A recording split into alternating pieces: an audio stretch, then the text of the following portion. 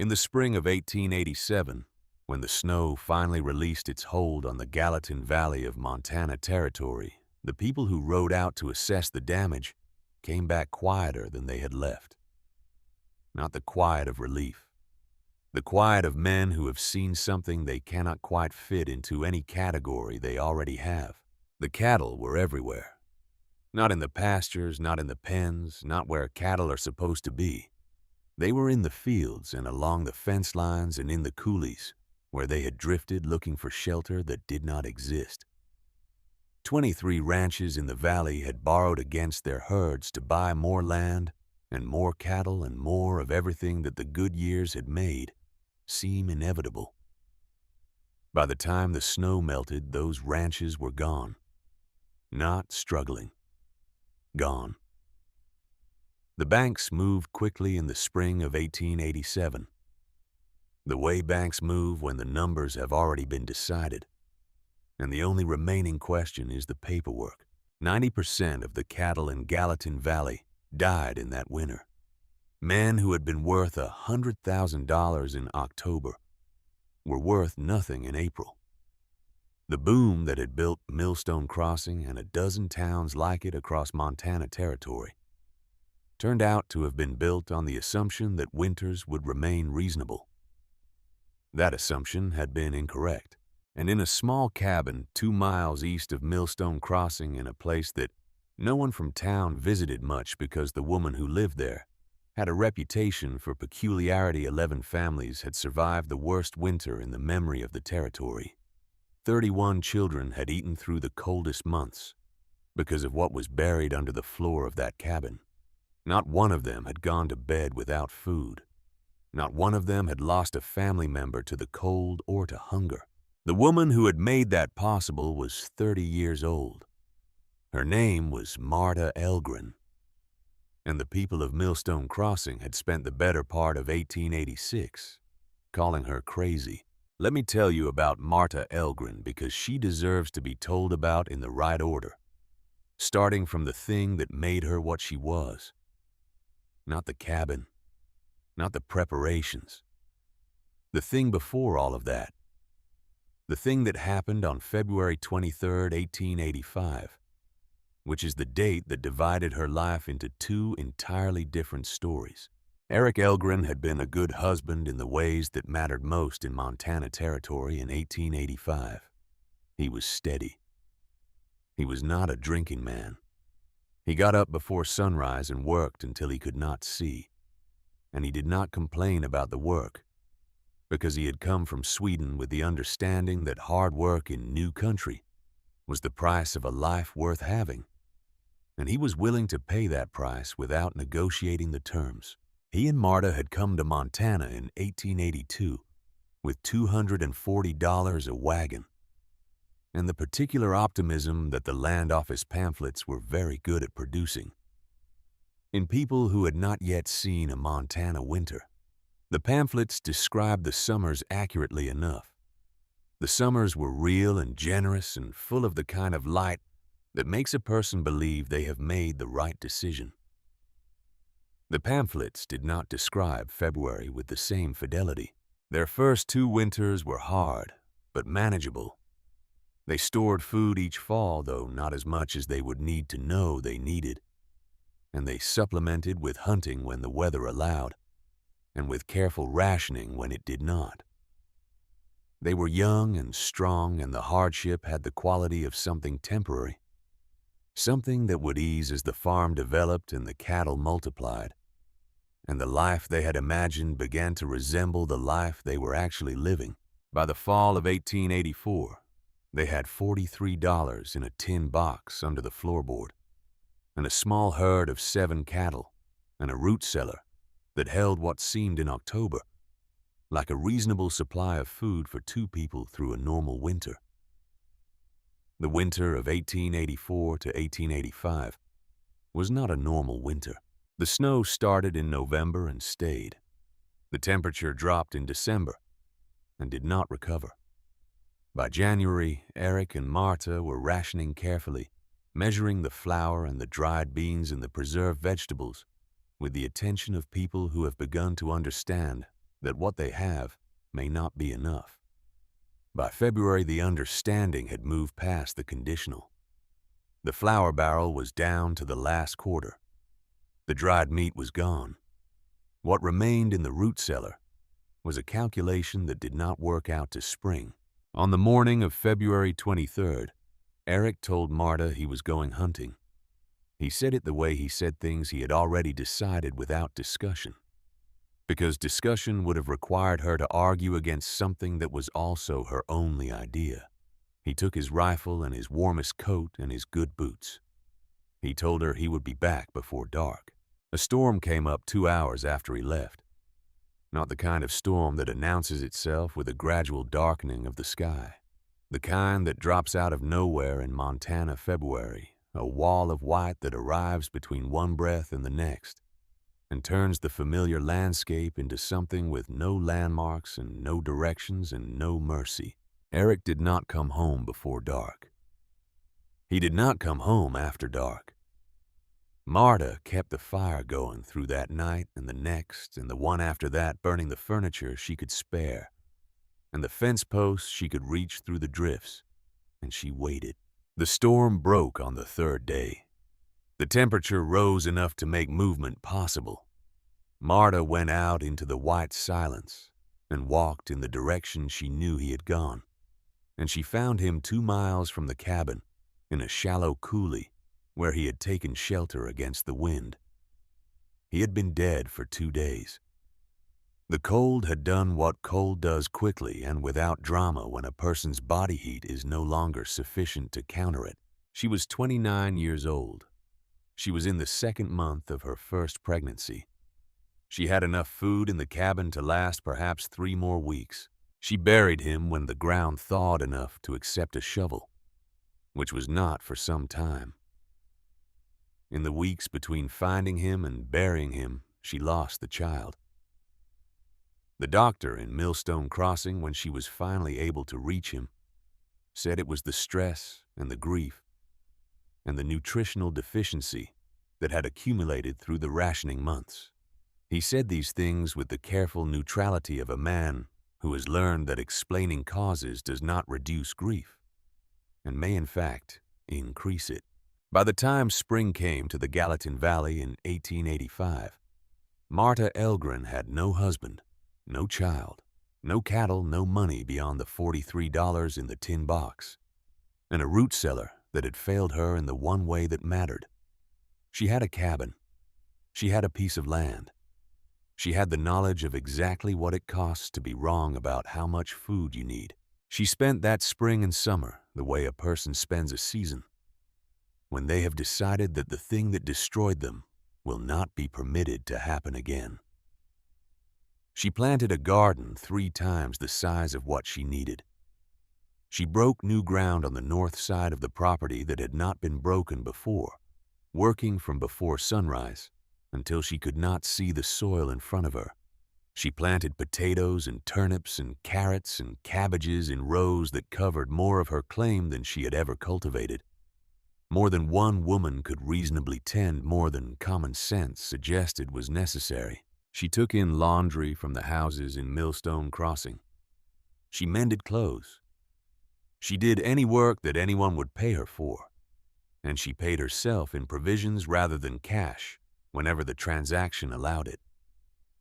By September of 1885, she had accumulated $60 and enough dried goods to last a careful person through a normal winter.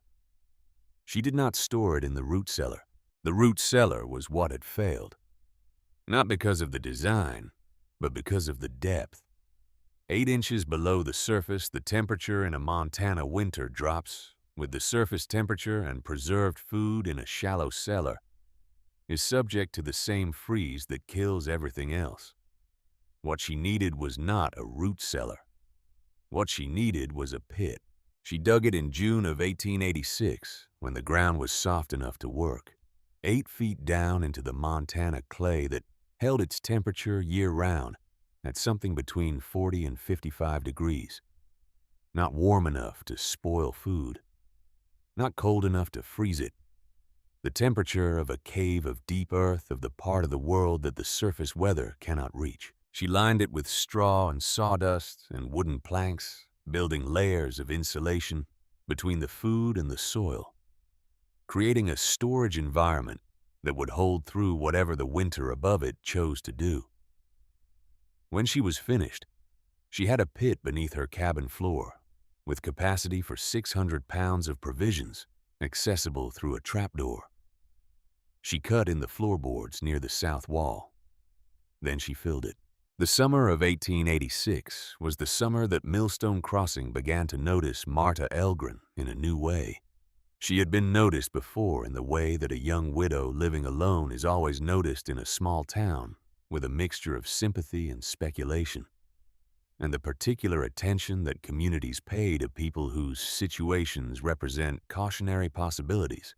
But in the summer of 1886, the noticing changed quality. It became something more active. She was buying potatoes from every farm in the valley. Not a sack here and a sack there. Quantities. She was buying turnips and cabbages and dried beans in amounts that exceeded what a single person could consume in any reasonable projection of time. She was at the feed and supply store buying salt in bulk, the kind of quantities you buy when you are preserving meat for a large family or a small community. She was hunting through June and July and August, shooting deer and processing them herself, cutting the meat into strips and salting and smoking it in the small smokehouse she had built from scrap lumber behind her cabin. People talked.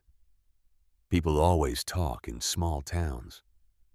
And the talking is not always unkind, but it is always present, and it shapes the air that everyone breathes. The story that took hold in Millstone Crossing in the summer of 1886 was that the Swedish widow had been broken by grief and was expressing that brokenness in the form of irrational food hoarding. This was not a story invented by anyone in particular. It assembled itself from observations and inferences and the natural human tendency to fit behavior into the nearest available category of explanation.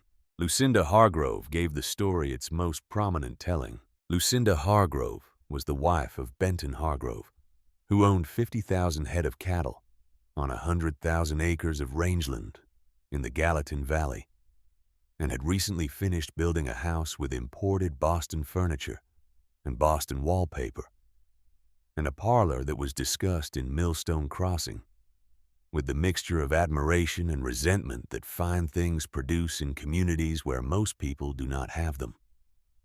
Lucinda had come from a family of some standing in Massachusetts, and had brought with her to Montana Territory a set of convictions about the proper ordering of civilization that she held with the serene confidence of someone who has never had occasion to seriously test them. She was not a cruel woman.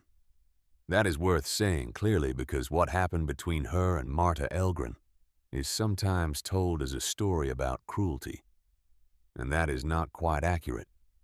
Lucinda Hargrove was a woman who had decided on the basis of her experience and her education, and the evidence available to her that the world was fundamentally manageable by people who approached it correctly, that trains and telegraphs and the expanding infrastructure of American civilization had created a situation in which the old fears the famine fears the 7 months of winter fears.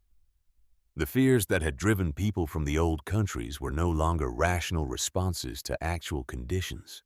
She rode out to Marta's cabin on a Tuesday afternoon in July of 1886 in her good carriage with the specific intention of saying something helpful. Marta was in the yard when she arrived, cutting the last of a deer into strips for drying her hands red from the work, the air around her carrying the smell of blood and salt and the coming preservation. Lucinda stepped down from the carriage with the careful movement of a woman whose dress was not designed for unpaved ground, and looked at the scene with an expression that she probably did not know she was making. Marta looked up. She did not stop working. What Lucinda said was not said with malice. She said that people in town were beginning to worry.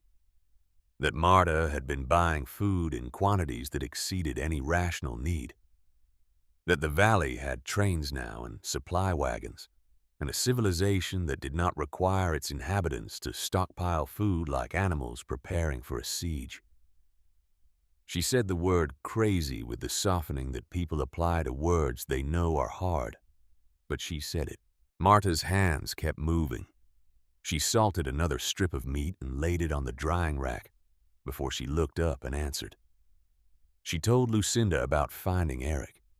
She said it plainly, without asking for sympathy, just stating the facts as they had occurred. The storm, the 2 days, the 2 miles, what she had found in the coulee. She said that she had understood when she found him exactly what the root of the problem was, and she did not intend to repeat it. Lucinda's expression shifted, but only for a moment. Then she gathered herself in the way people gather themselves when an argument they have come to make meets an obstacle they had not prepared for. And she continued. She said this was Montana, not Sweden. She said the hard years were behind them.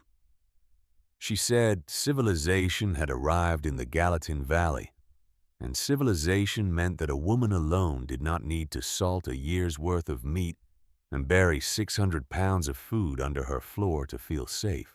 When she drove away, Marta went back to work. Have you ever been in a situation where you knew something that the room did not know? And the room's confidence in its own correctness was so complete that there was no gap in it for your knowledge to enter. Have you ever watched someone explain away the very evidence that contradicted their explanation with such smooth assurance that you could almost believe they were right and you were wrong? That is what it felt like in the summer of 1886 to be Marta Elgren. But Lucinda Hargrove did not stop at saying what she said to Marta. That was where the thing changed from opinion to action. In the weeks that followed her visit to the cabin, Lucinda spoke to people in Millstone Crossing. She spoke to Aldous Pembry, who ran the feed and supply store, and suggested to him that selling to Marta in bulk was contributing to a problem rather than helping a neighbor. She spoke to several of the farmers who had been selling Marta their excess potato and turnip harvest, and she suggested that perhaps those provisions could be better directed toward the community supply, rather than one woman's private stockpile. She did not issue instructions. She was not in a position to issue instructions. She simply expressed concern in the particular way of a woman who is accustomed to her concerns being taken seriously. And some people took them seriously. Aldous Pembry began adding a modest markup to Marta's bulk orders that he did not apply to other customers. 2 of the farmers stopped returning her inquiries. A third told her directly that he had decided to sell his excess stock to the cooperative rather than to individuals. Marta did not argue with any of them. She had not expected this specific complication, but she had been a person who prepared for complications in general, and she adjusted. She began riding further, 20 miles north to a Crow trading post, where the Hargrove name carried less weight, 30 miles west to farms in a different valley where no one had heard about the crazy Swedish widow with the hole in her floor. She bought what she needed from people who did not know her history, and therefore had no story about her to maintain. She came home each time with the mules loaded, and her jaw set, in the way of a woman who has learned that the world will require more effort than it should, and has decided to provide that effort anyway. In September of 1886, Grandmother Lindqvist made the journey from Helena to visit her granddaughter. She was 83 years old. She had made the trip from her son's farm near Helena by wagon, a 2-day journey that she had insisted on making without being asked, and that her son had permitted only after extracting promises about the pace of travel. She arrived at Marta's cabin on a Tuesday morning in mid-September. Moving with the careful deliberateness of extreme age, her eyes clouded to the point where she could see shapes, but not details. Her hands twisted into the permanent curve of decades of work. Her mind was not clouded. Her mind was the sharpest thing in any room she entered. She stood in the cabin doorway and smelled the air inside the dried meat hanging from the rafters, the preserved vegetables on the shelves, the cool smell from the pit beneath the floor. And she stood there for a long moment just breathing it before she said anything. Then she said it was right. She used the Swedish word first, and then the English one as if she wanted to be certain there was no ambiguity. Right. What Marta was doing was right. She sat at the kitchen table and told Marta about 1867, about the winter that had started in October and had not released until the following May, about what people had done when the food ran out. She did not tell the worst of it, because some of what she had seen in 1867 was not a thing she would put into words even 50 years later. But she told enough. Her mother, her two younger sisters, the particular look that the faces of starving people develop, which is different from the look of hungry people in a way that anyone who has seen it will recognize, and anyone who has not seen it will hope they never have occasion to identify. She said that she had been 30 years old in 1867. She said she had watched things happen that she had sworn. Watching them she would never permit to happen to people she was responsible for. She said she had kept that promise through 50 years and 2 countries, and the crossing of an ocean with 3 children, and the building of a life in a new place, with the specific intention of putting as much distance as possible between her descendants and the thing she had watched happen to her family. She said to store for 7 months. She said not to let anyone tell Marta that was too much. She said it was not nearly enough, but it was a start. Then she asked to see the pit. Marta lifted the trapdoor and held the lantern down into the darkness, and the old woman leaned over and breathed the cool air that rose from the stored provisions below.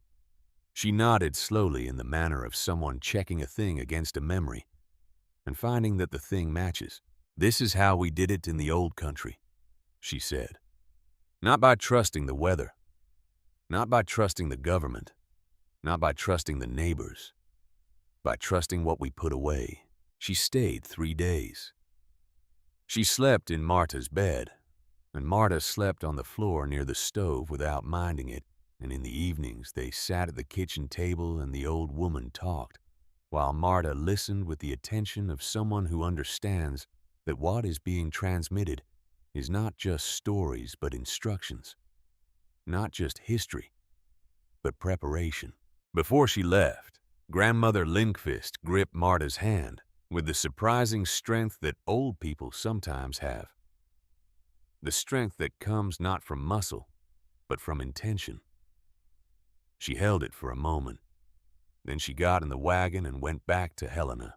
Marta stood in the yard and watched the wagon until it disappeared around the curve of the road.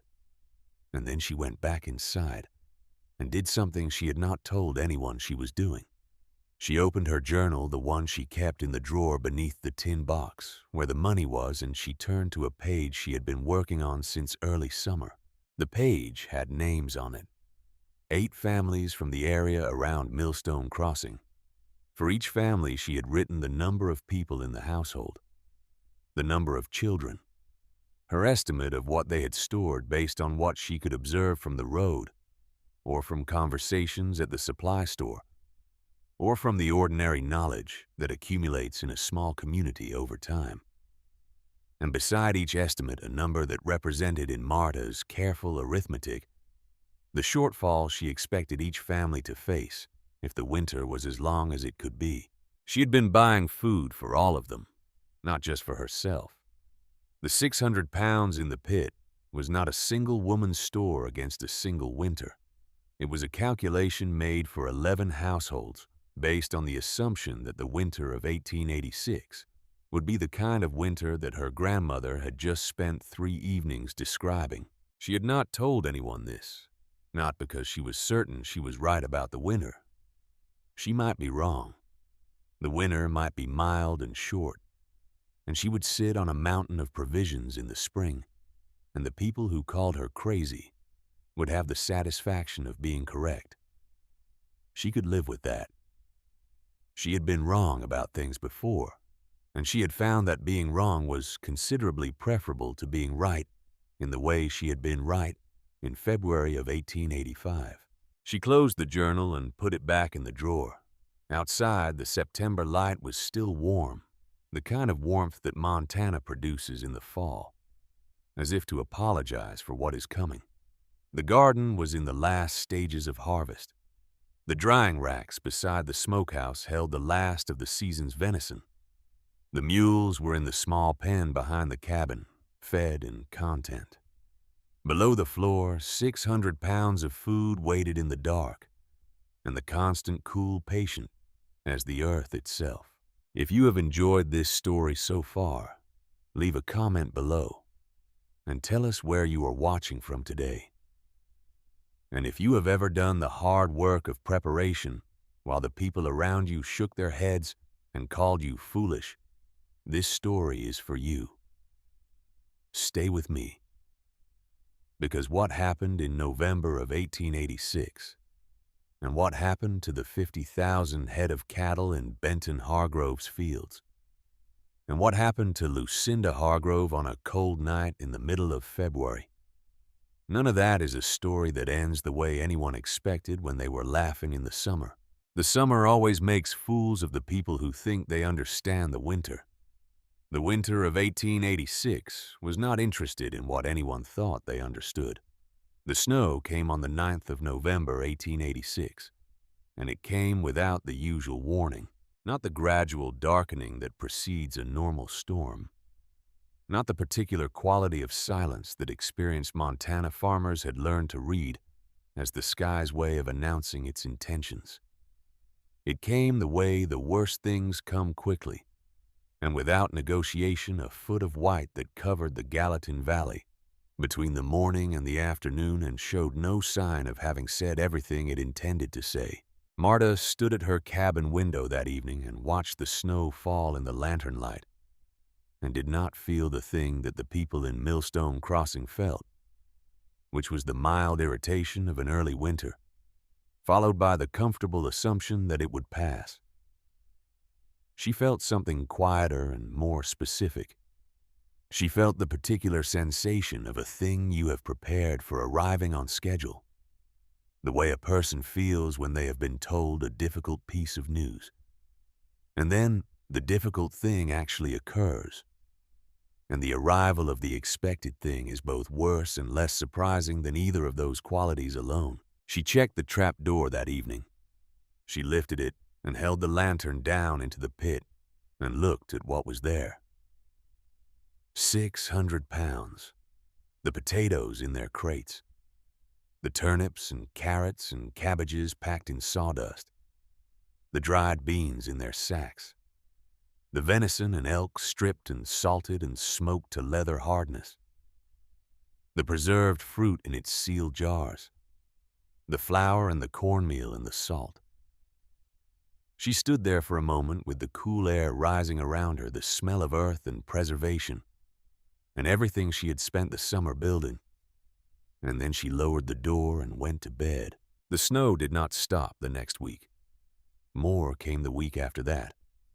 By December, there were 3 feet on the ground, and the Gallatin Valley had taken on the quality of a place that has decided to become something other than what it usually was. The temperature dropped with the snow, 20 below by the second week of December, 30 below by Christmas. It was on a night in late December that the trees began to explode. Not all of them. Not at once. But through the deep cold of a still night when the temperature had dropped to 35 below, and the air had the crystalline quality of extreme cold. The sap inside certain trees froze faster than the wood could accommodate. The pressure built until the only resolution was structural, and the trunks split apart with sounds like rifle shots, sharp and clean, and carrying a long distance in the cold air. Marta woke to those sounds more than once in December and January, lying still in the dark and listening, counting them the way you count thunder to estimate the distance of a storm. They were not distant. They were close, the trees along the fence line and in the coulee below the cabin.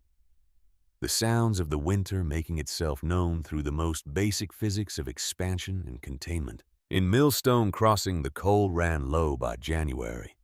The supply wagons that should have brought the winter's provisions were not getting through. The roads that connected Millstone Crossing to the larger supply networks had become impassable under drifts that reached the eaves of the lower buildings, and the railroad, which Lucinda Hargrove had cited as evidence that civilization had arrived in the Gallatin Valley, had a stretch of track buried under 12 feet of packed snow, 40 miles to the south, that no plow had yet reached. At the Hargrove Ranch, the situation was developing in the way that situations develop when the assumptions underlying them are proven incorrect by events that do not care about assumptions. Benton Hargrove had 50,000 head of cattle in October. By January, the number that had not yet frozen was somewhere between 8 and 12,000, and those animals were dying at a rate that could be calculated but not stopped. The mathematics of what this meant were not complicated. Benton Hargrove had borrowed $180,000 against his herd to expand the operation in 1885, when the cattle prices were high and the bankers were eager, and the future looked the way futures always look when they have not yet become the present. $180,000 at the interest rates that Montana territorial banks were charging in 1885 against a herd that was now worth a fraction of what it had been when the loan was made. The men who rode out to push the living cattle toward shelter came back with the specific silence of people who have seen something they do not want to describe. The cattle that had frozen were everywhere, in the fields, in the coulees, along the fence lines where they had drifted, looking for a break in the wind that was not there. The ones still alive were thin in the way that animals get thin when the cold is taking more than the feed is replacing, a visible consumption happening in real time that no amount of hay could fully counter.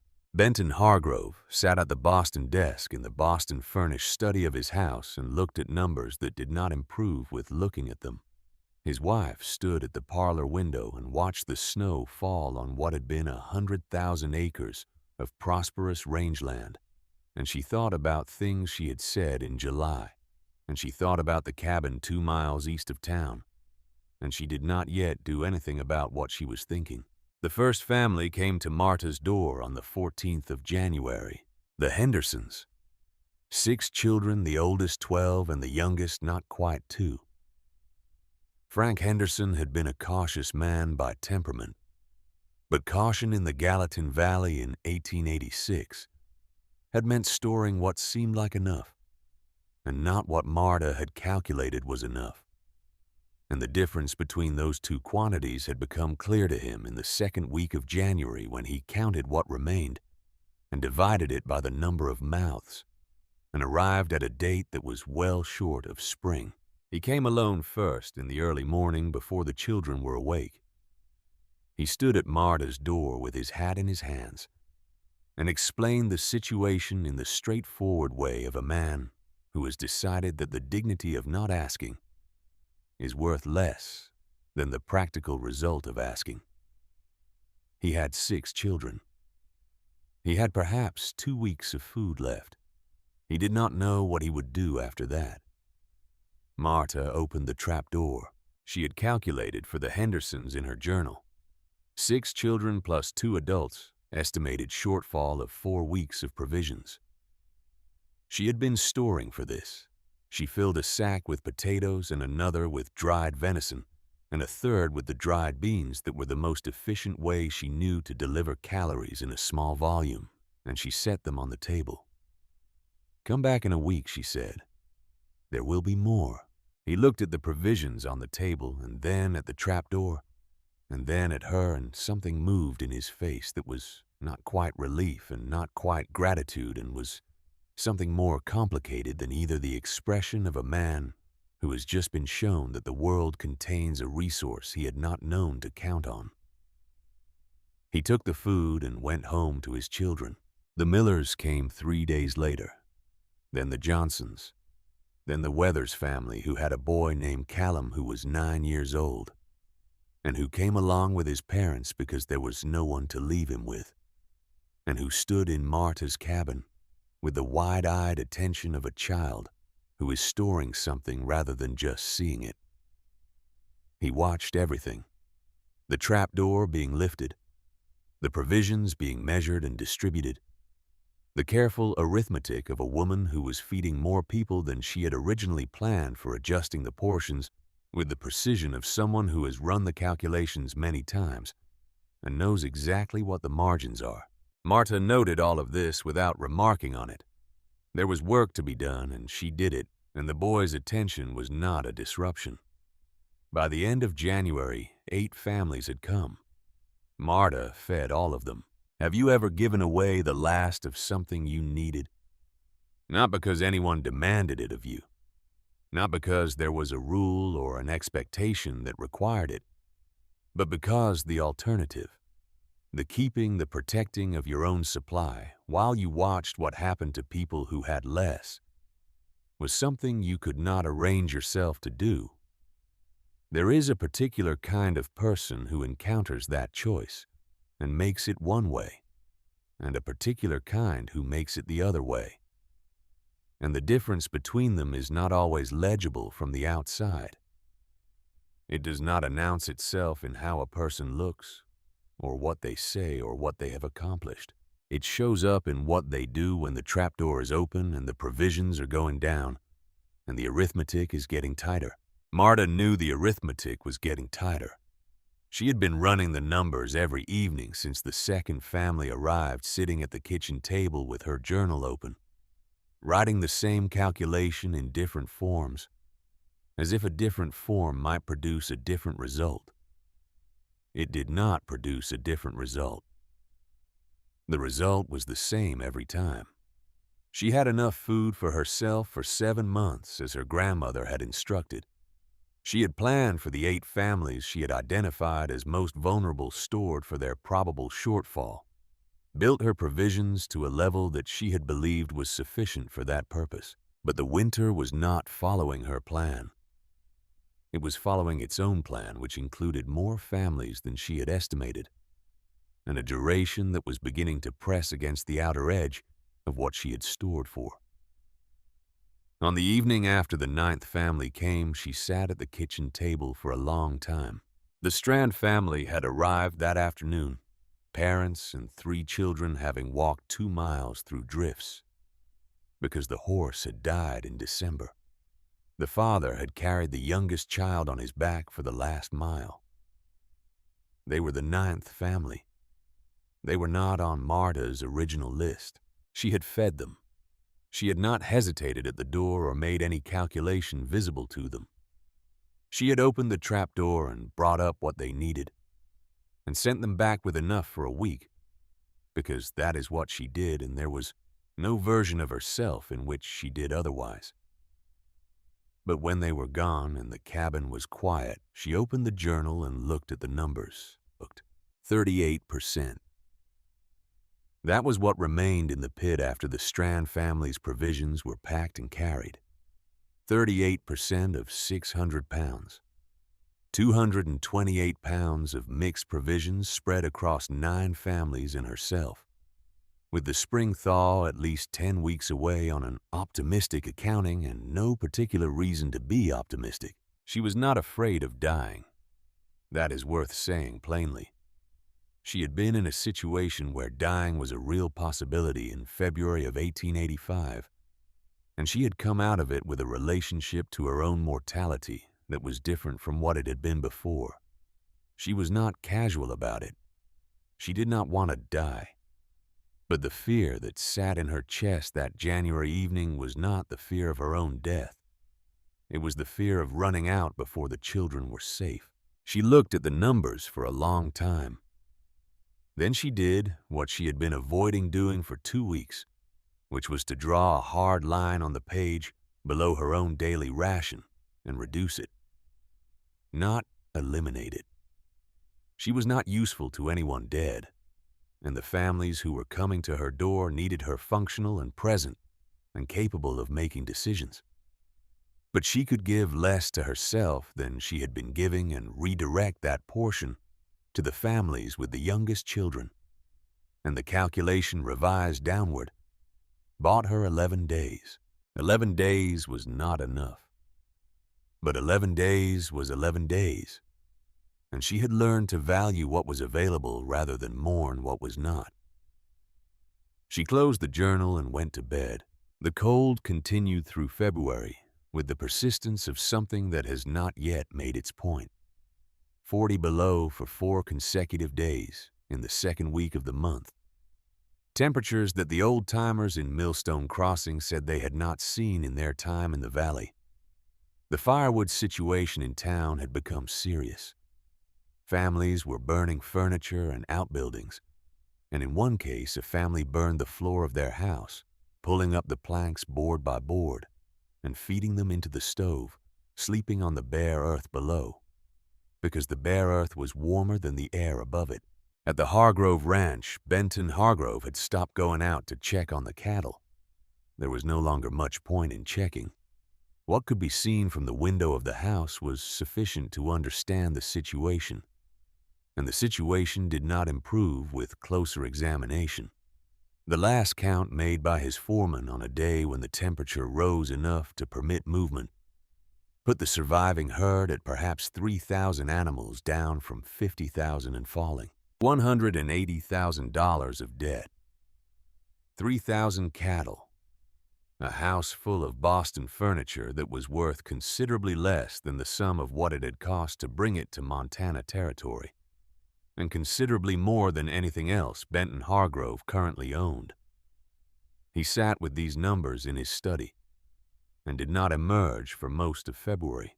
Lucinda Hargrove managed the house.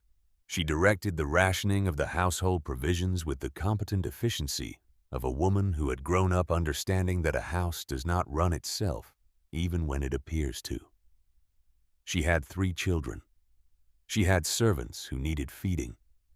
She had a husband who was sitting in his study with the expression of a man who is doing arithmetic in his head and finding that the numbers do not improve. She had in the back of her mind the memory of a Tuesday afternoon in July and a woman in a yard cutting venison, and words she had said that she had not at the time thought she would have occasion to regret. The provisions in the Hargrove household pantry were running low by the second week of February. Not gone. Not yet. But low in the way that makes the person managing them begin to see the bottom of things in a new light. The bottom of the flour barrel. The bottom of the preserved fruit jars. The bottom of the salted pork barrel that had seemed so full in October. Lucinda did her calculations. She was a precise woman. She had been educated in Boston in the 1860s at a time, and in a manner that included arithmetic among the useful skills. And she applied that education now to the problem in front of her, and arrived at a date that was approximately 3 weeks before any reasonable estimate of the spring thaw. She stood in the pantry for a long time with a candle looking at what was on the shelves. Then she looked at the window, which showed nothing but darkness and blowing snow. Then she went to bed and lay awake for a long time and thought about what she was going to do. On the evening of February 19th, Lucinda Hargrove dressed in her warmest coat and her heaviest boots, and wrapped a wool scarf around her head, and walked out of her house. Not in her carriage. The carriage could not manage the drifts. Not on horseback. The horse that remained was needed for emergencies. She walked 2 miles through February in the Gallatin Valley in drifts that came to her waist in the worst sections in cold that took the moisture from her breath and crystallized it on the wool scarf before it could disperse. It took her nearly 2 hours. She had not walked 2 miles in conditions like this in her life. She was a woman who rode. But the horse was for emergencies, and she had decided somewhere in the arithmetic of the pantry that this was not an emergency in the way that would justify that. Or perhaps she had decided that the particular nature of this errand required that she arrive on foot. That arriving on foot was the only honest way to arrive. Marta's cabin had a light in the window. Of course it did. Marta always had a light in the window because the families who came to her came at all hours, and she left the light so they could find it. Lucinda stood at the door for a moment in the cold. She did not knock immediately. She stood there with the wind pressing at her back and the light in the window in front of her, and she thought about July and about the words she had said to Aldous Pembry at the feed and supply store, the suggestions she had made, the conversations that had required Marta to ride 20 extra miles in summer heat, to buy what she needed from people who did not know the story about the crazy Swedish widow. Then she knocked. Not loudly. She did not knock the way a person knocks when they are announcing themselves. She knocked the way a person knocks when they are not entirely sure they deserve to have the door opened. Marta opened it.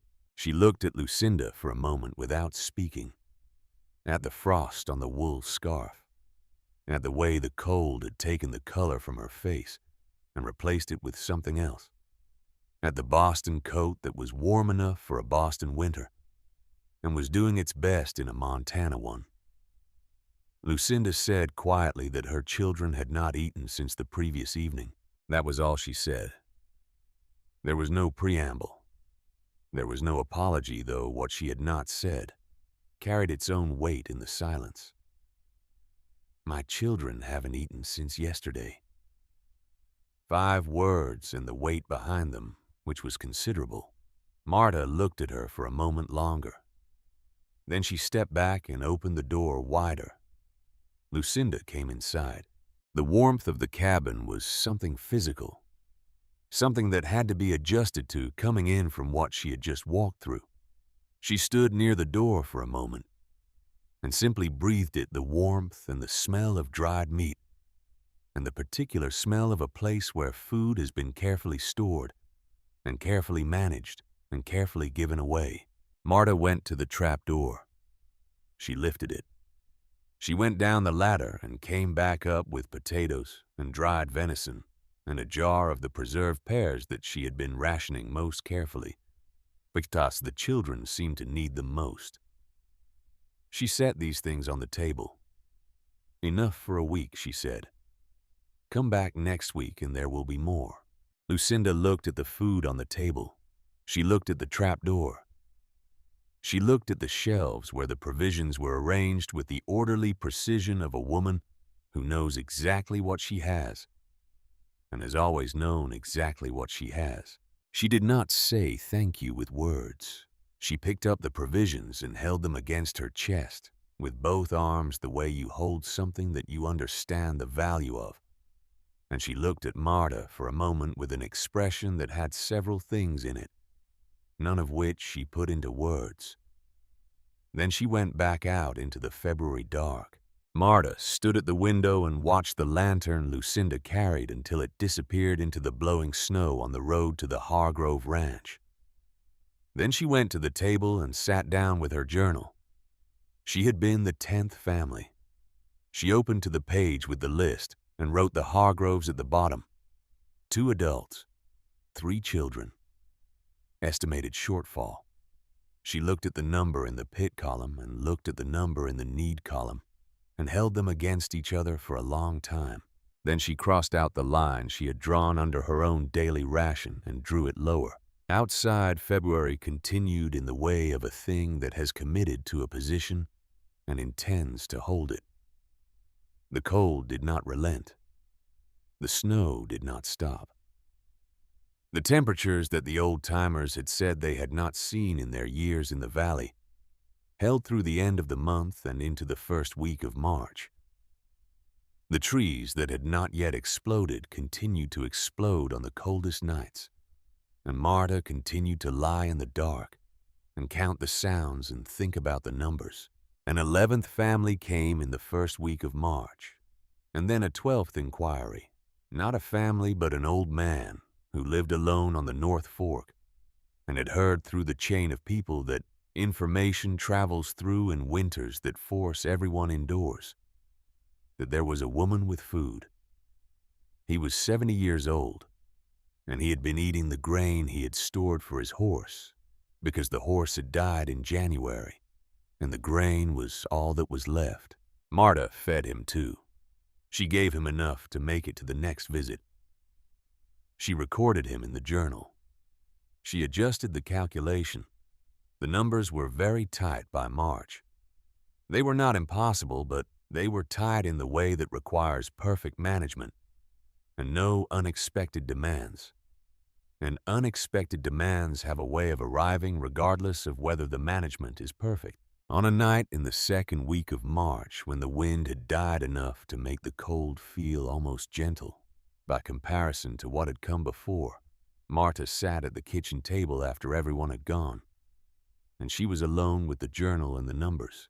She had been awake for most of the previous 2 nights, not from anxiety exactly, though anxiety was present, but from the specific alertness of a mind that is doing calculations continuously and waking whenever the calculation produces a result worth examining.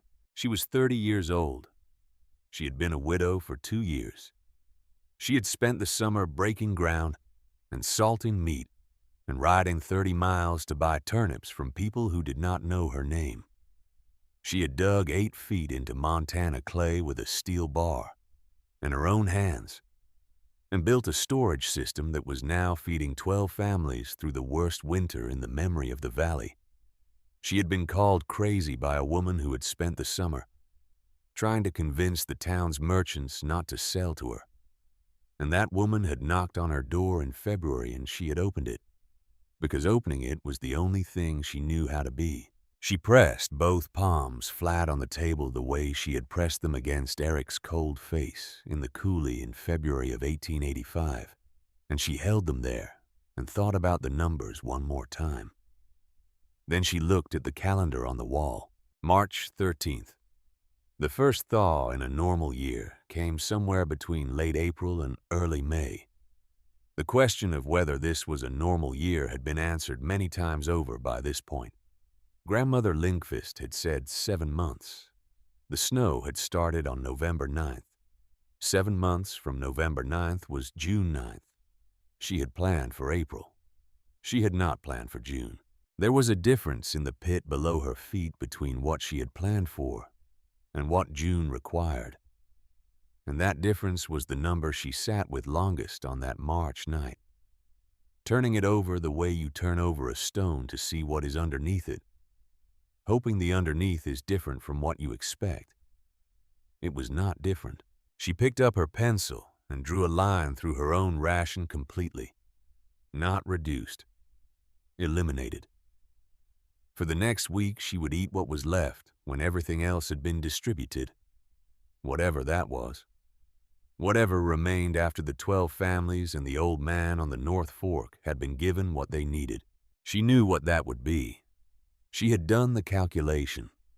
It was not comfortable, but it was survivable, and survivable was the standard she had set herself in February of 1885 and had not revised downward since. She closed the journal. She went to the window. Outside, the February stars had given way to the slightly softer stars of March, and the snow on the ground reflected enough of their light to make the yard visible. The drying racks empty now.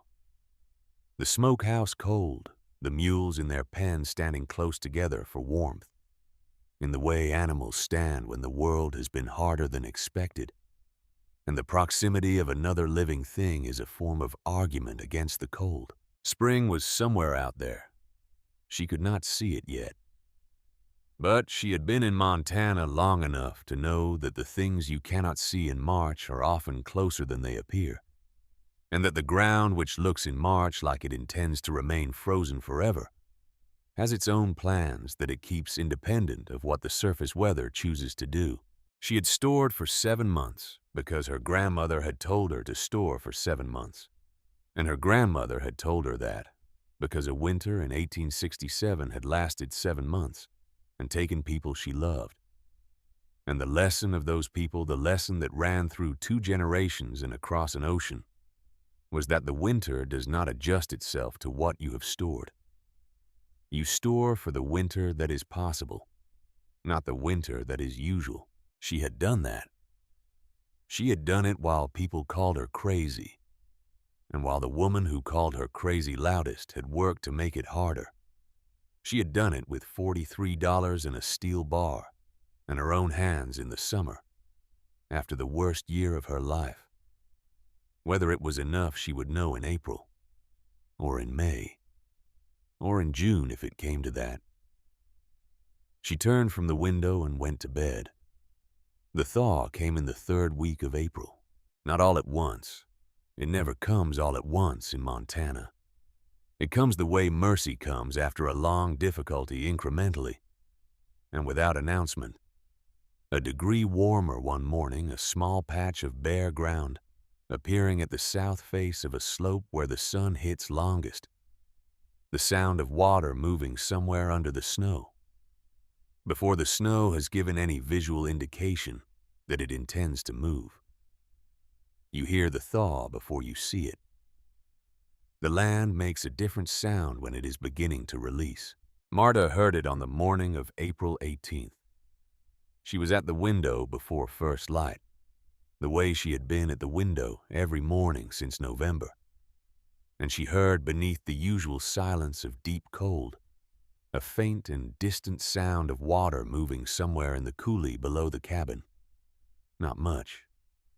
Not enough to mean anything to anyone who had not been listening for it for 5 months, but enough. She stood at the window for a long time and listened to that sound. The snow did not melt quickly. It did not melt the way people who have not lived through a hard Montana winter imagine it melts in a clean and rapid transition from one season to the next. It melted grudgingly and unevenly, retreating from the south-facing slopes. First, while the north-facing ones held their white for weeks more, pulling back from the fence lines and the road, before it gave up the fields, leaving the landscape in a prolonged intermediate state that was neither fully winter nor anything that could yet be called spring. But it was melting. That was the fact that mattered. By the end of April, the road into Millstone Crossing was passable on horseback. By the 2nd week of May, wagons could make it. By the last week of May, the ground had released enough of the frost to show what it had been holding all winter, which was the full accounting of what the cold had done to the Gallatin Valley. The cattle were everywhere. They had been everywhere since January, frozen where they fell. But the snow had covered them, had made the landscape seem merely white and empty, rather than white and full of the evidence of catastrophe. As the snow pulled back, the evidence appeared. In the fields and along the fence lines and in the coulees and at the bases of the hills where they had drifted, looking for shelter. Thousands of them, tens of thousands across the valley. The great die-up, as people would eventually come to call it, though that name would come later when the full accounting had been done, and a word was needed for a number that resisted comprehension. 23 ranches in Gallatin Valley had borrowed to expand in the boom years of 1884 and 1885. 23 ranches were gone by the spring of 1887, not struggling, not reduced. Gone in the specific way that means the bank has already made its calculation, and the papers have already been drawn up, and the only remaining question is how much time the family needs to gather. What can be moved before the property changes hands? The territorial newspaper, when it published again in May after its winter hiatus, ran an accounting of the losses that took up the entire front page and continued for 3 pages inside. 90% of the cattle in the valley, men who had been worth $100,000 in October, worth nothing in April. The boom that had seemed so permanent, that had seemed so obviously and irreversibly, The direction of things in Montana Territory turned out to have been contingent on an assumption about winters that one winter had been sufficient to disprove. Millstone Crossing counted its dead in the weeks after the thaw. 6 men who had not come through the winter. 4 of them from circumstances directly related to cold and hunger. 2 of them from the kind of despair that comes when a man who has built his life on a particular vision of the future watches that vision become impossible. The town did not discuss the second category openly. It recorded those deaths in the register with causes that did not require explanation, and moved on with the particular practical efficiency of communities that have learned that extended mourning is a luxury that the living cannot always afford. Benton Hargrove was not among the dead. He had come close, not to the cold, but to the other thing, the despair category in the deepest weeks of February, when the numbers in his study had reduced themselves to a clarity that was very hard to look at. His wife had come back from the cabin on the East Road on that February night, with food and with something else, something harder to name, some shift in how she understood what had been happening around her. And she had gone into the study and sat across from her husband at the Boston desk and told him in the direct way that she had always been capable of when directness was what was needed, that his children were not going to watch their father make the choice that some of his neighbors were making. He had looked at her for a long time. Then he had nodded. They had sold the Boston furniture in April. Not all of it, but most of it. The parlor that had been discussed in Millstone Crossing with such a mixture of admiration and resentment was not empty by spring, but it was considerably less full, and what remained in it was functional rather than decorative. The furniture of people who have revised their understanding of what furniture is for.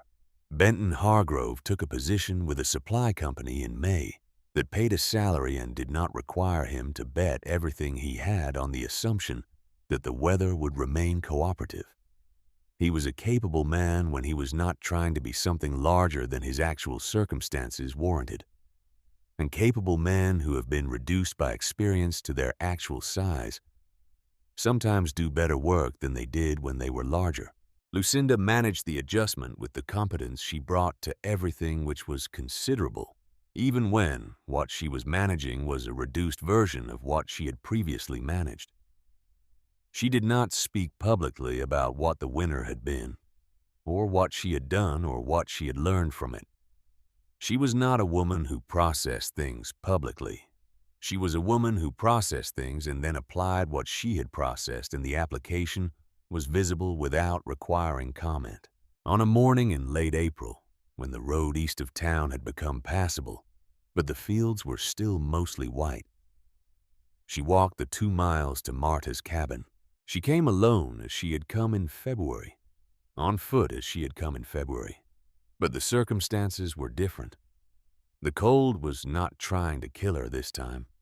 The ground was soft under her boots, and the air had the particular smell of snowmelt and thawing earth that is one of the more redemptive smells available to a person who has been through a Montana winter. She carried nothing. Marta was in the yard. Of course she was. Marta was always in motion when there was light to work by, and the April light was returning in the generous way of Montana spring's long evenings after the compressed dark of the winter months.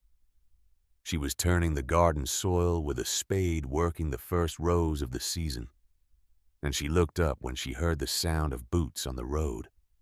She straightened and waited. Lucinda stopped at the edge of the yard. She looked at Marta. She looked at the cabin. She looked at the yard where the drying racks had stood through the summer, and the smokehouse that still carried the smell of last year's venison in its walls. She looked at all of it for a moment, the whole enterprise of what this woman had built, and what it had meant, and what she herself had said and done in relation to it. Then she looked at Marta and she said quietly, "How did you know?" Marta looked at her for a moment. Then she looked back down at the soil she had been turning, and she pressed the spade into the earth again with the particular motion of someone resuming something they had not finished. "I didn't know," she said. "I just remembered."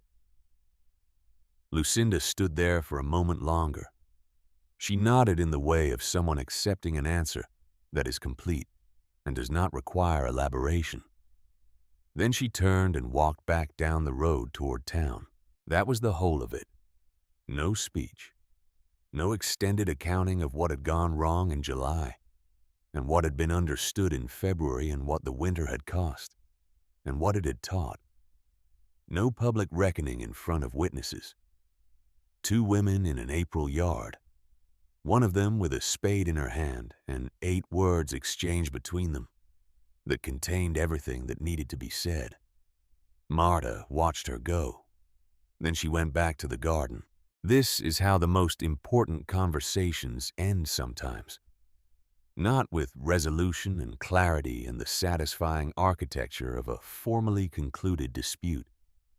With 8 words and a nod, and 2 people returning to the work that the world requires of them. The silence of revised certainty is its own kind of thunder, and you do not need to be in the room to hear it. The people who were there when Lucinda Hargrove walked 2 miles on foot to ask how Marta Elgrin knew and heard what Marta said, and watched Lucinda nod and walk away, understood what had happened without needing it explained. The summer of 1887 was the summer that Gallatin Valley tried to understand what had happened to it. The process of understanding was not quick and it was not clean. The ranchers who had borrowed to expand were dealing with the mechanics of financial collapse, which is a process that is both very slow and very fast. In different ways, slow in the accumulation of decisions that lead to it, and fast in the moment when the structure gives way. The banks were patient, but not indefinitely patient. The land changed hands through the summer in the steady, unremarkable way of transactions that have already been decided and are being formalized. Millstone Crossing survived. Towns can survive the collapse of the economy that built them, if the people in them have enough other resources to remain functional, until the economy reconstitutes itself in some new form. Millstone Crossing had people who had put food away for the winter, and those people were still there in the spring, to be the foundation of what came next. 11 families, 31 children who had eaten through the hard months because a woman had calculated their probable shortfall in a journal and stored for it. That is what the survival of Millstone Crossing rested on at its most basic. A journal and a pit 8 feet deep, and a woman who had spent a summer being called crazy while she filled it. Marta sent a letter to Helena in early June. It was a careful letter measured in the way of someone who has thought about what to say and has decided to say only what is necessary. She told her grandmother that the winter had been as bad as the old woman had described, that it had lasted from November to May, that it had destroyed most of the cattle operations in the valley.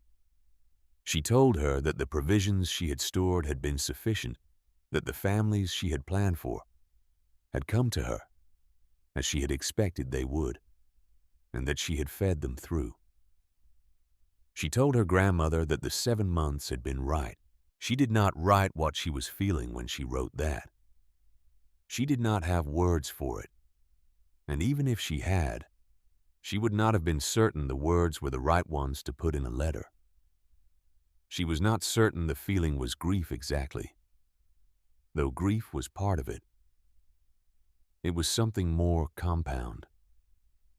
The satisfaction of having been correct about something terrible. The exhaustion of having been correct about it while carrying it alone through the preparation months and the winter months and the spring months of rationing and arithmetic and self-denial. The particular ache of loving someone who taught you something essential, and knowing that the proof of the teaching had arrived too late for that someone to witness it firsthand.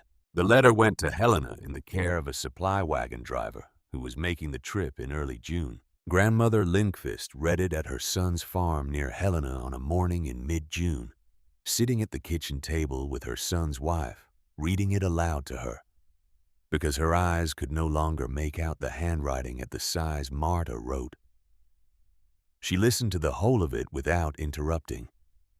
Then she sat for a moment with her hands in her lap, the twisted hands that had done 50 years of the work that old country winters required, and her clouded eyes showed something that her face did not bother to arrange itself into for the benefit of observers. She asked her son's wife to read it again, not because she had not heard it the first time, because she wanted to hear it twice. She died in the second week of July, peacefully in the room she had been given at her son's farm, in the manner of very old people who have finished what they came to do. She was 84 years old.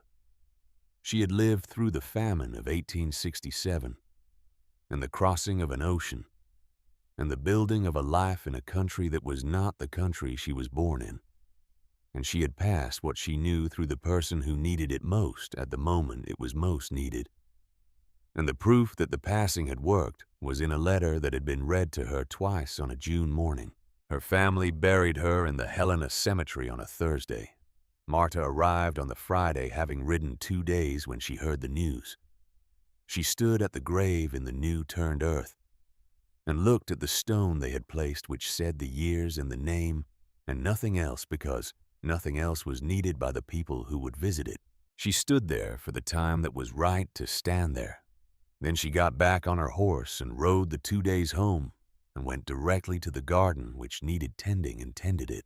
This is how Marta Elgren mourned the people she loved, by doing the thing they had taught her to do, by doing it well, by doing it with the understanding that the doing was a form of continuation, that the knowledge passed from hand to hand across the years was alive in the doing of it, and that the best way to honor a teacher was to be a student who made the lesson last.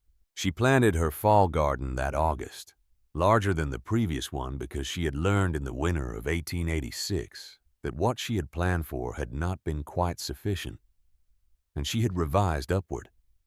She began her hunting in June rather than August, getting ahead of the summer heat and building the dried meat stores earlier than she had the year before. She extended the pit by 4 feet in August, adding storage space she had not had the previous year, lining the extension with the same careful layering of straw and sawdust and wood that had kept the temperature constant through the winter. She was still, by any external measure, a woman working alone on a modest claim east of Millstone Crossing. She was still, to people who did not know the full story, somewhat peculiar, somewhat excessive in her preparations, somewhat difficult to categorize. The story of what had happened in the winter of 1886 was passing through the community in the way that stories pass piece by piece, different versions emphasizing different details, the full shape of it only becoming clear when enough pieces were placed alongside each other. Declan Pruner had known the full shape of it since February. He was a farmer on the north side of the valley, a quiet man of 35 who had come to Montana from Wisconsin in 1880, and who had built a modest operation through the 7 years since by the same method that Marta had used, which was to match his ambitions precisely to his resources, and not to exceed them in either direction.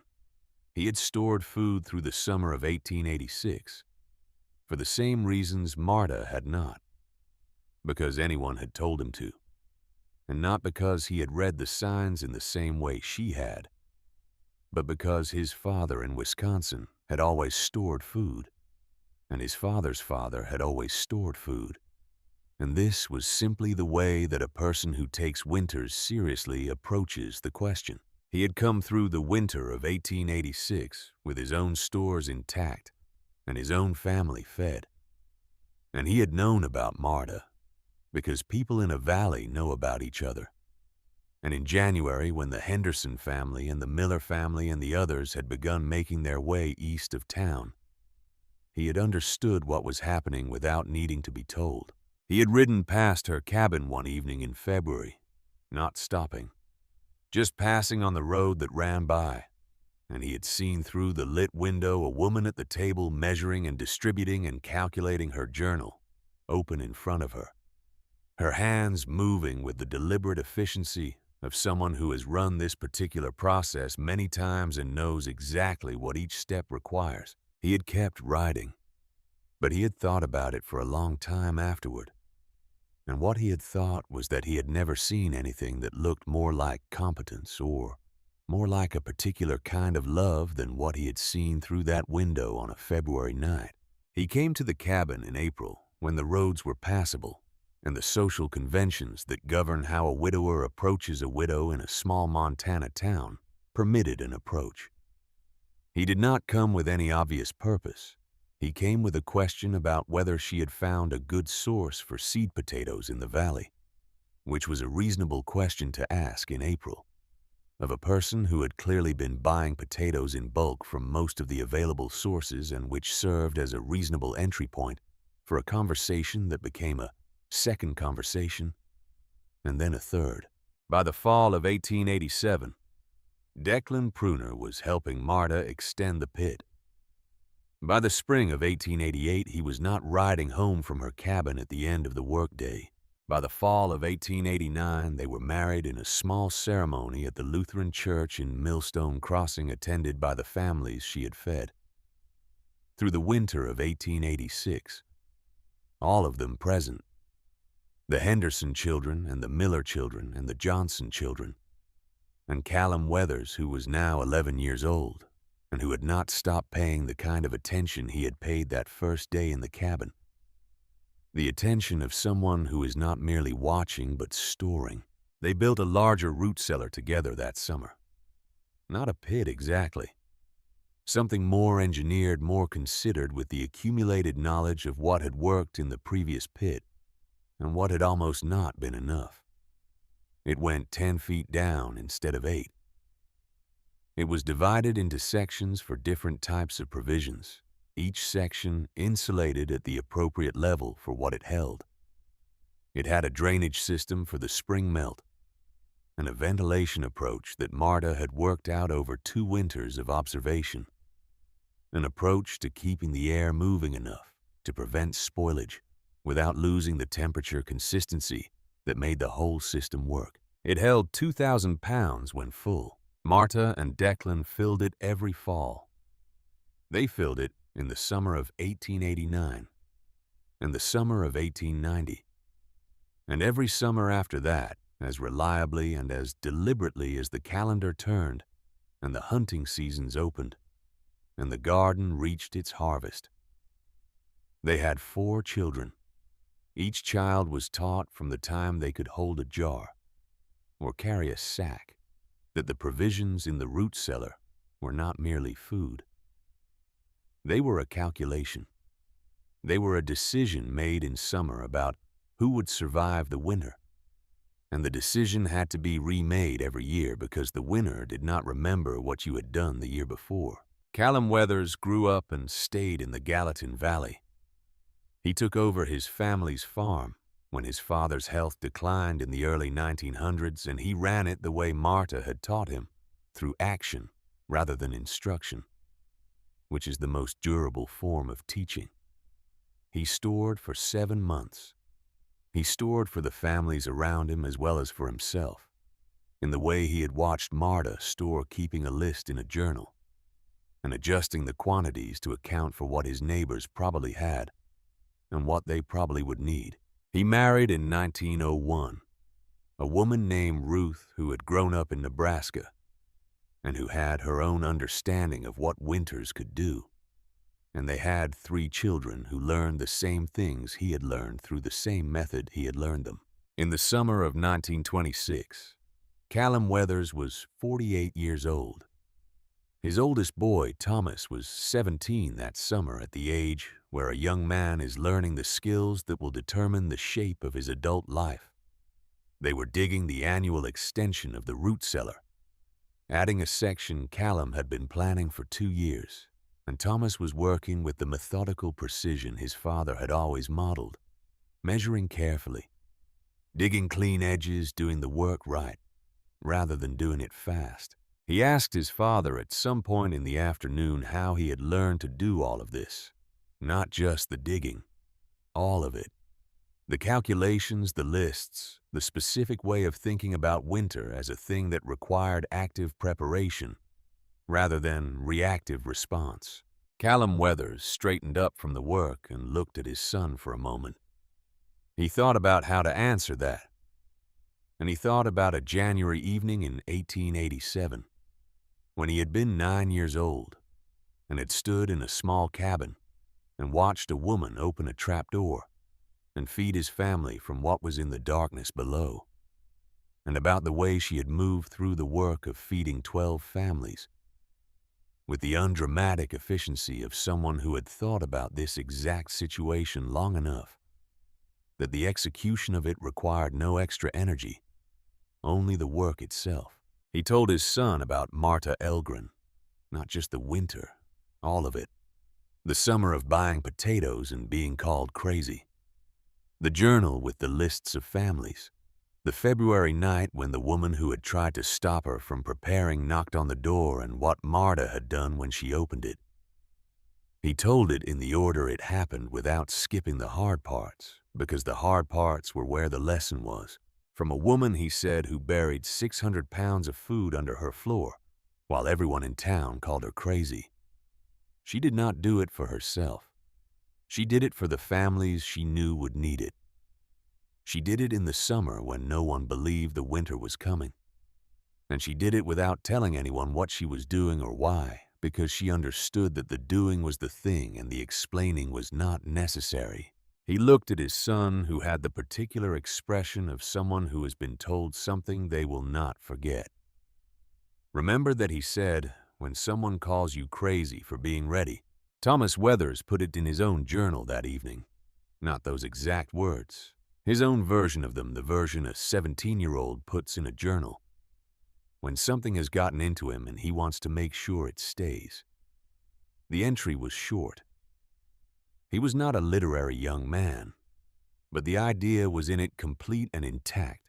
The thing his father had given him from the woman his father had watched through a lit window in February of 1887. Marta Elgren's cabin stood until 1923. It was pulled down that year to make room for a new farmhouse on the same property which had passed through several owners since Marta and Declan had sold it in 1908 to move to a larger claim further up the valley. The crew that pulled it down was a crew of 4 men who had been contracted to demolish the structure and clear the site, and they worked through the job with the efficiency of men who have done this kind of work before and do not attach particular significance to the structures they take apart. When they pulled up the flooring, they found the pit, not the larger root cellar that Declan and Marta had built together after their marriage, which was a separate structure and had been used and known about, and had long since been emptied and sealed. The original pit, the one Marta had dug alone in June of 1886, 8 feet into the Montana clay lined with straw and sawdust and wooden planks. It was still intact. 37 years had passed and the structure of it was still sound. The planks still holding their shape in the particular way of wood that has been kept at a stable temperature, in a stable environment, neither dried out by heat nor rotted by excessive moisture. One of the crew looked down into the darkness and shook his head. They filled it in and built over it because that is what you do when you are building something new in a place where something old was, and the old thing is not the thing you are building for. No record was made of what they found. It was not the kind of thing that made records, but the story was already in the valley. Had been in the valley for nearly 40 years. By then passed from the people who had been in the cabin in the winter of 1886 to their children, and from their children to whoever would listen, the way useful stories pass when the people who carry them understand that the story is not merely an account of what happened, but an instruction for what to do. In Millstone Crossing, which had simplified itself to crossing in the years after the boom collapsed, and the grandiose name that the boom had seemed to warrant became something people used with a certain wry awareness of what it implied. They still told the story in the places where stories get told. At the cooperative, at the grain elevator, at the bar that had been in the same building on the main street since 1879. They told it in pieces, different people knowing different parts, and the full shape of it assembled itself for whoever was patient enough to stay and listen. The phrase that had attached itself to the lesson. The phrase that people in crossing used when someone wrote off a neighbor too quickly or dismissed a preparation as excessive or decided that common sense was sufficient protection against what the world could do, was this: do not make the Hargrove mistake. It was not a cruel phrase. It was not said with the intention of diminishing the Hargrove family, most of whom had long since moved away from the valley and rebuilt their lives in the particular way that people rebuild lives when they have been reduced to the actual size of what they are, rather than what they imagined themselves to be. It was said as a reminder of a specific era, the era of confusing what civilization promised with what winters delivered, the era of allowing the confidence of a good summer to determine the preparations made for the winter that followed it. Do not make the Hargrove mistake. Know what can happen. Store for what can happen, not for what usually happens. And when the woman who is storing correctly is standing in your way, get out of her way. There is one more thing to say about Marta Elgren, about what she left in the valley and what the valley kept. The root cellar she and Declan built together in 1889 outlasted the cabin by many years. It was discovered and used by subsequent owners of the property who found it a useful structure and maintained it and extended it further in the 1910s when a new family took the land and recognized what they had. By the 1920s, it was a significant facility large enough to provision a substantial operation through any winter the territory could produce. On one of the walls of the oldest section in the section that Marta and Declan had built, first, someone had scratched something into the wood of the planking at about shoulder height, not prominently, not in a location that announced itself. It was in the back corner, the kind of place a person puts something they want to keep for themselves and whoever else takes the trouble to look. The family that found it in 1912 could read Swedish, which was fortunate because that is the language it was written in. They copied it out in their family journal in the English translation that the father made sitting at the kitchen table with the Swedish dictionary and the patience of a man who understood that the words were worth the effort. What Marta had written in the corner of a root cellar, in the Montana clay in Swedish at some point in the years when she was filling that cellar with the provisions that would matter when the winter came, was this: my grandmother told me to store for 7 months. She knew what winters could do because she had seen what they could do.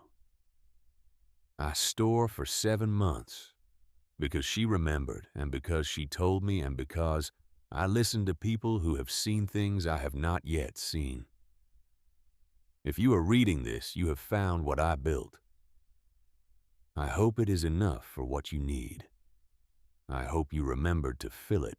Below that, in a different hand in English, someone had added a single line. The handwriting was a child's handwriting, careful and deliberate, each letter placed with the concentration of someone who is writing something they intend to stay. Callum Weathers, age 11, 1889. She fed my family when the snow would not stop. I will not forget. The civilization that Lucinda Hargrove had trusted in the summer of 1886. The trains and the telegraphs and the infrastructure of American expansion across the western territories that civilization had proved in the winter of 1886 to be conditional. Conditional on weather. Conditional on the snow not being too deep and the cold not being too long, and the assumptions underlying the supply networks remaining operative under the conditions they were built to handle, and not the conditions they were not. Marta Elgren had not trusted in conditional things. She had trusted in the clay 8 feet down, that held its temperature regardless of what the surface did. She had trusted in the dried meat that asked nothing of anyone except the summer labor of a woman with a knife and a smokehouse. She had trusted in the arithmetic of her grandmother's memory, carried across an ocean, from a country that had learned what winners could do, because it had no choice but to learn. She had been called crazy for trusting in these things. She had been called crazy by a woman who was still alive in the spring because of what those things contained, and who had said so in 8 words in an April yard before walking back to town. Civilization is a word. Winter is real. Debt is real. Hunger is real. The people who understood the difference between what sounds reasonable in a good year and what keeps you alive in a bad one are the people whose grandchildren are still here. They are the people who dug 8 feet into the earth and lined it and filled it, who got up before sunrise in June to salt meat that would not be needed until January, who rode 30 miles to buy turnips from strangers because the people nearby had been told not to sell to them. They are the people who, when the knock came on the cold door in February, opened it, not because they owed anything to the person knocking, not because the person knocking had earned it or deserved it or had behaved in any way that created an obligation. They opened it because a child had not eaten since yesterday, and the provisions in the pit were there for exactly this moment, had always been there for exactly this moment. And the point of building something is to use it when the use arrives. Store for 7 months. Do not let anyone tell you that is too much. And when the door knocks in February, open it. That is the whole of the lesson. It is still true. It was always true. It will be true the next time the sky turns the color of iron and the temperature drops, and the things that civilization promised turn out to be contingent on conditions that winter does not honor. The ground remembers cold. The people who remember that the ground remembers cold are the people the others come to when the cold arrives. Be one of those people.